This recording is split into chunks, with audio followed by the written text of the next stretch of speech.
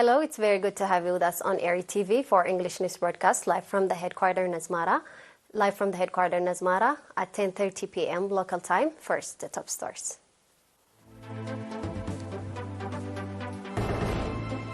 President Isaias met and held talks with Sudanese envoy. Eritrean Community Festival in Germany.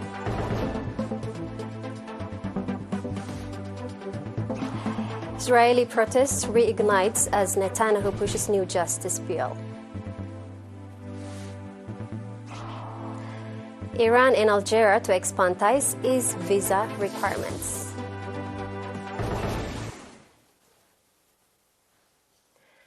President Isaias Afwerki, in the evening hours of yesterday, 8 July, met and held talks at Denden Hall with General Malik Agar, Vice President of the Transitional Sovereign Council of Sudan.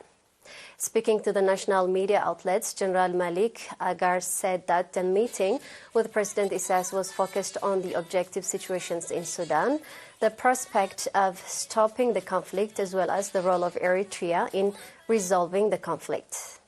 General Malik also said that Sudan gives great consideration to the assurance he received from President Isaias that Eritrea's borders is open for Sudanese refugees that are fleeing the conflict in their country. The meeting was attended by Mr. Osman Saleh, Minister of the Foreign Affairs, Presidential Advisor Mr. Yamane Gabraab, and Mr. Isa Ahmed Isa, Eritrea's ambassador to Sudan.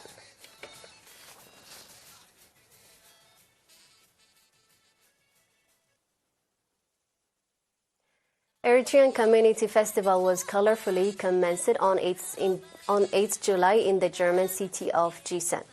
The festival, in which a number of nationals from various cities in Germany and neighboring countries took part, was graced by the governor of the 6th region of Eritrea. The festival is being highlighted with cultural and artistic performance, a children's program, as well as programs depicting the unity in diversity of Eritrean people.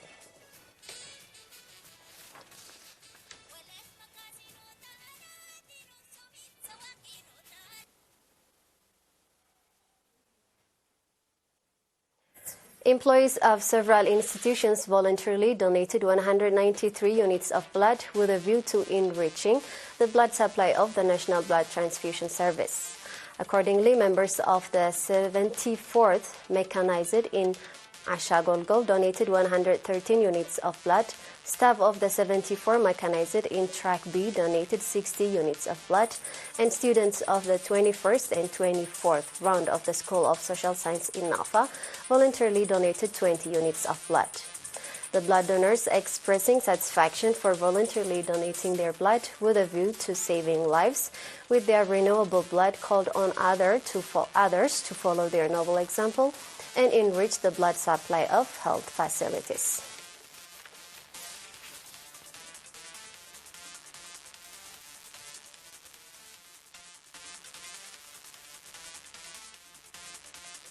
We are live on ERi-TV. Stay tuned for international news.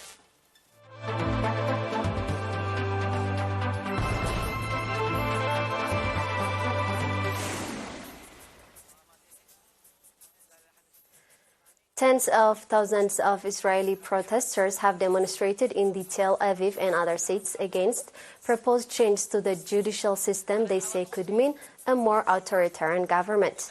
Demonstrators have kept up the pressure with weekly rallies against the government of Prime Minister Benjamin Netanyahu, who returned to power in December at the head of the coalition with ultra-Orthodox Jewish and extreme right allies. Israel media estimated the turnout at today's protest in Tel Aviv, the 27th since the proposed change were unveiled in January, at 150,000 ahead of a vote on Monday in Parliament on the key provision of the proposed overhaul.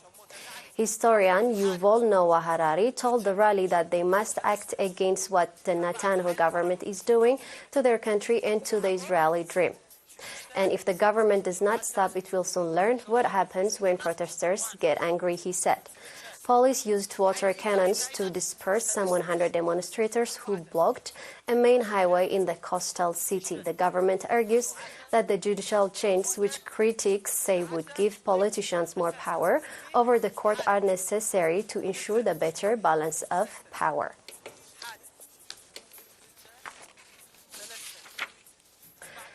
Iranian Foreign Minister Hossein Amir-Abdullahi said on yesterday that relations with Algeria are on the right track, with both countries reaching an agreement to ease visa requirements.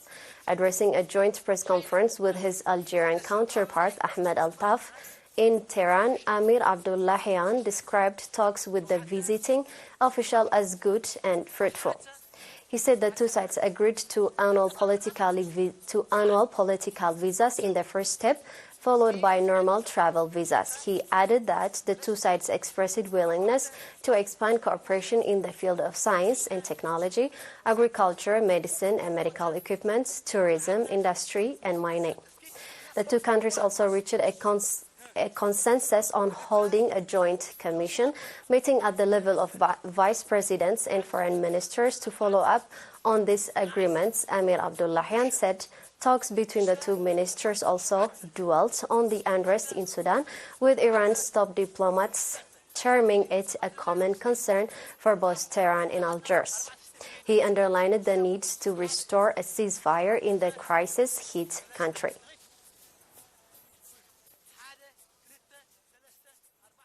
And now we have a quick recap of the top stories.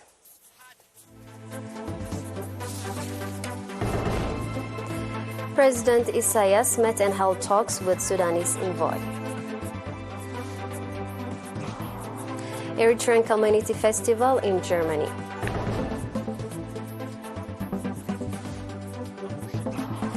Israeli protesters reignite as Netanyahu pushes new justice bill. Iran and Algeria expand ties, ease visa requirements. It was me, Salem Brahana, with the news for tonight. Thank you for being with us. Have a good night.